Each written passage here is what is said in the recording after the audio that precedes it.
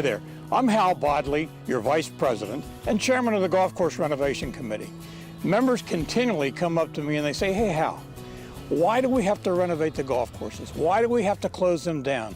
Why are the greens only good up to 15 years?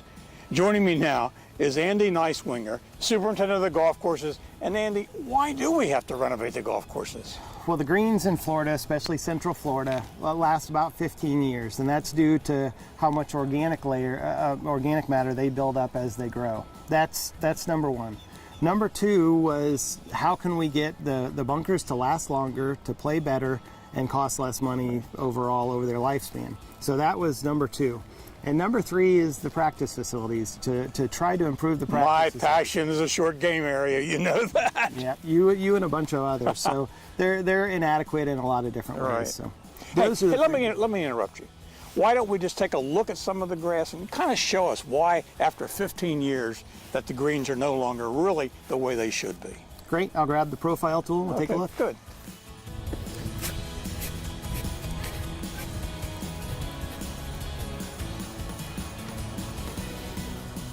You can see how weak the roots are just by that pulling up so easily. So this is a 15-year-old green. This profile was taken out of a nursery green, which is much younger, more of a probably 1.5 to 2-year-old green. So what happens, this is the original surface of the green. As the green ages, it builds up organic matter as the grass grows and sloughs off and dies and goes through its cycles throughout the year. That organic matter is all the darker material that's in here. The organic matter is much finer and basically starts clogging the whole greens profile up. So we have more difficulty in flushing soil, water, and nutrients through the profile. So that is ultimately why greens fail. You can see a much shorter roots in an older green versus this represents a much newer green, and you have close to 3 inches of roots.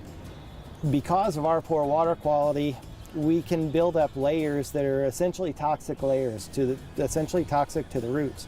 So we want to keep that stuff flushing through. What determines the age, there's no perfect day when the greens are going to die, but you can imagine that as that organic layer gets thicker and thicker, it becomes more difficult to move the stuff through the profile, and we get much shorter roots. So these are the roots, that's probably less than a 1/2 inch. That's the root mass of one of our greens. This is the root mass, which you can see some roots hanging down here. That's of a green that's about 1.5 years old.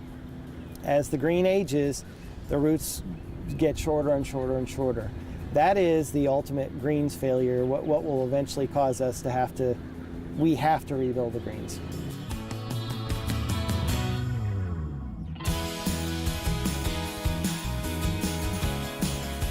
Well, Andy, we've talked about the evolution of the green and about the roots and how they get more shallow and why they need to be replaced. But we also had a lot of problems about the bunkers. The members have been talking about the bunkers need to be repaired and fixed. What about the bunkers? Well, bunkers, especially when they're built like ours, we have real high flash faces. In the summertime, you get washing. You get a big rain event, an inch and a half rain event. The sand washes down in, washes sand from underneath the bunker, some of the native sand, washes that, blends it in with what you can see, we have nice fresh white sand right now. It blends in with that sand and causes it to not dry out as quickly, causes it to be more firm, especially on the bottom of the bunker, and basically ages the bunker and causes it to be older much quicker. And there's some things that we can do with the Better Billy bunker, for instance, that will hopefully get them to last quite a bit longer and mainly to play better every day.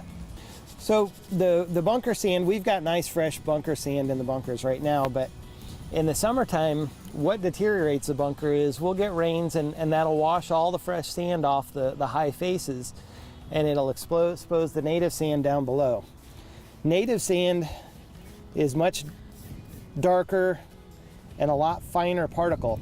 So that finer particle blends in with the nice big fresh sand that's got big particles. It blends in with that and causes it to play much firmer, stay wetter during the day, So all the low spots of the bunkers, you hear a lot of times that we don't have enough sand in them. There's sand in it, but it's all contaminated with this native soil. So one of the things that we've talked about for improving our bunkers is to go to a better billy bunker, which is a liner that helps keep this native sand from blending into the good sand on a daily basis, especially in the summertime.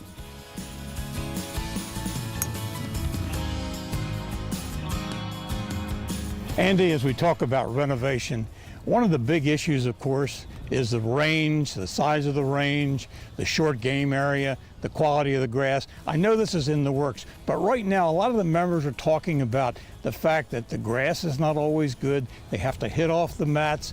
And of course, one of my passions is to create a really, really big league short game area.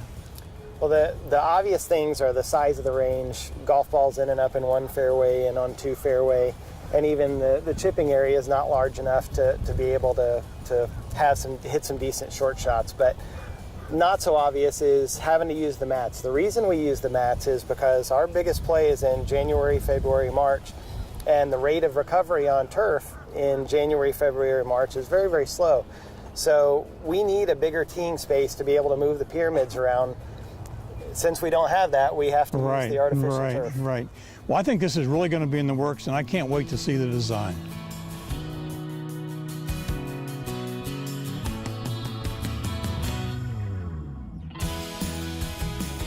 Well, Andy, I think we've covered some of the major items in the renovation process. I think the members will be very, very pleased to know some of the details involved in this process. I guess my biggest question is, when is this going to happen? What's the time frame? How long will the golf courses be closed, or the golf course, the West, will be first? Mm-hmm. The intention right now is we would close the West in about April of 2020, and we would do the construction through that summer, and then in the fall of 2020, likely the beginning of November, in November we would open it back up again to the membership. So about 6 months, 7 months, somewhere in there. It won't really be torn up like some of the courses that we've seen renovated, right? There won't be big piles of dirt and bulldozers and that type of thing, right? Yeah, there'll still be bulldozers. Okay. There'll still be piles Great. of dirt. It'll still be blown up pretty much, but probably not to the extent that we've seen some local courses like the one down the road. It won't take nearly that long, and it won't be quite to that extent. Well, you know, a lot of members have said, hey, Hal, is there going to be an assessment? Is there going to be an assessment? Not that I've been told no. Well, that's a good message for the members. I'd also like, have we seen any designs yet? When are we going to see what it's going to look like on the West course? Well, I think that's going to go through, the committee's going to be seeing a lot of different design ideas, a lot of different layouts to see whether anything's really going to be moved or not. And that'll happen through this summer and then into the next fall. When will it reopen? The golf course will open in, the construction will start at about April of 2020. The golf course will open back up in November of 2020. Maybe about 7 months. Is that how long it's going to be closed, really? That's not too long to get a new course and to get it all fixed up and get the greens working and that type of thing. No, and that's really the biggest, what takes the most time is constructing the greens and getting them to grow back in. That's close to 6 months all by itself. That's what lends itself to do some other things, do some things with the bunkers, improve some things maybe with the fairways, to look at making some other improvements that if we can afford to make them. Well, thank you very much. You know, the one thing that I like to think about when we talk about this process is that it's going to improve the golf courses. We're going to have better golf courses in the long run. But the really, really key thing, members, is that it's going to be your golf course. Your input is going to be so important during the design process. The architects will be here. They will listen to you. I think the stakeholder meetings were very, very successful, and we're going to have some town hall meetings. They will be scheduled. Watch for the dates, because we want you to come, and we want you to have your input in what we do. Thank you, Andy. Get on that golf course. Get on that tractor now, okay? Thanks, Hal.